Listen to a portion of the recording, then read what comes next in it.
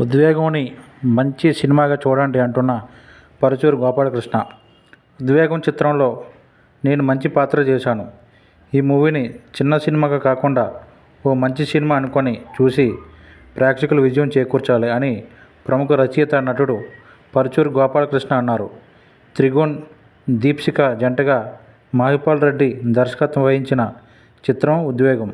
పరుచూరి గోపాలకృష్ణ, శివకృష్ణ, అంజలి, శ్రీకాంత్, భరత్, సురేష్ నాయుడు ఇతర పాత్రలు పోషించారు. జి. శంకర్, ఎల్. మధు నిర్మించిన ఈ సినిమా ఈ నెల 22న విడుదలవుతుంది.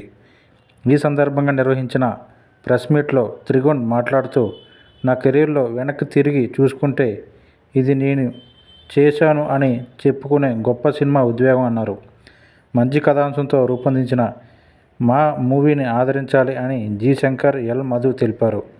కోర్టు డ్రామాగా రూపొందించిన మా చిత్రం ప్రేక్షకులను అలరిస్తుంది అని మహిపాల్ రెడ్డి చెప్పారు.